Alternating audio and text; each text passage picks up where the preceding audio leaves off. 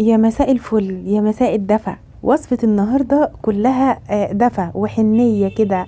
وأول ما تاكلي منها كده مع يعني معلقة تدفيكي كده في الشتاء اللي احنا فيه والبرد ده. وصفة النهاردة بليلة بالحليب والمكسرات، أو بليلة بالحليب والمكسرات والسوداني مش مهم خالص، مكسرات والكنافه والسمنه البلدي. كنت بعدي كده من الشارع، او وانا ماشيه في الشارع في الشتا كده، كنت بشم ريحه البليله بالحليب والكنافه، اللي بالسمنه البلدي كده والفانيليا. يعني بيبقى الريحه خطيره. بس بصراحه كنت بخاف اشتري من بره. النهارده هعمل لكم البليله بالحليب، يعني باوفر طريقه وبانضف طريقه. هتعجبك جدا جدا، ومش هتبطلي تعمليها. وقوامها التقيل الحلو ده اللي احنا بنشتريه من بره، اقل بولة او اقل كيس من ده من 50 ل60 جنيه. تعالوا نعملها في البيت بطريقة موفرة وحلوة قوي قوي. تمام. ولو عجبك بقى الفيديو، ما تنسيش اللايك والشير والسبسكرايب لقناتي على اليوتيوب.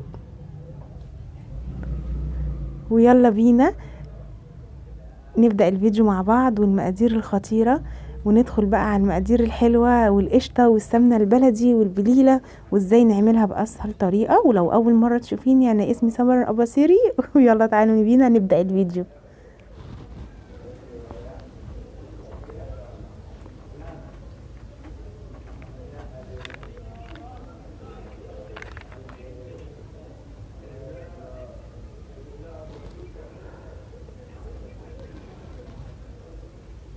اول حاجة معايا نص كيلو من القمح.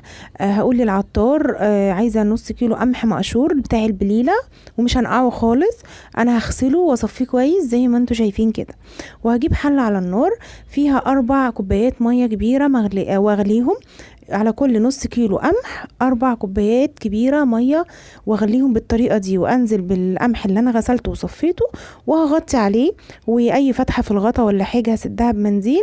وبعدين هخليه يغلي 10 دقايق واطفي عليه. وبعد ساعة هلاقيه مستوي بالطريقة دي. شايفين اسهل من كده؟ ولا البليلة تقعد ساعة ولا ساعتين على النار. القمح كله استوى.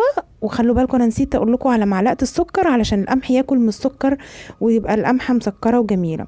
تمام. تعالوا بقى نحضر الحليب. معايا كيلو من الحليب، ونص كوباية خارجية من الحليب، فيها معلقة من النشا. معلقة واحدة من النشا عشان احنا مش هنعمل مهلبية. انا عايزة اتقل قوام البليلة. تمام. وهنزل بيها على الحليب وهقلب. ومعايا نص كوباية من السكر، والسكر ده حسب الرغبة بتاعتك. وهقلب علشان النشا ما تكتلش معايا كويس. ومعايا باكت من الفانيليا، وكده يبقى الحليب بتاعي جاهز. والبليله استوت اللي انا حطيت لها معلقه سكر. ودي ربع كيلو كنافه، حطيت عليها معلقه من السكر البودر وربع كوبايه من السمنه البلدي، وحمصتهم في الفرن زي ما انتوا شايفين كده. ومعايا بقى سوداني، ودي مكسرات: زبيب، جوز هند، بندق، لوز، عين جمل، بس مجروشين. وكنت شايلاهم في التلاجة من ساعة ما عملت الصبليه في العيد. انا طبعا مش هاكل منها، انا بحبش المكسرات المجروشة. انا حطيت سوداني. تعالوا بقى نقدم البليلة الجميلة بتاعتنا. ممكن تتقدم في بولة، في كاس. انا عملت لهم البولة الكبيرة دي كلوا مع بعض كنافة. وحطيت القمح المستوي الجميل ده، وحطيت حليب المغلي اللي انا عملته بالنشا علشان القوام يبقى حلو وتقيل.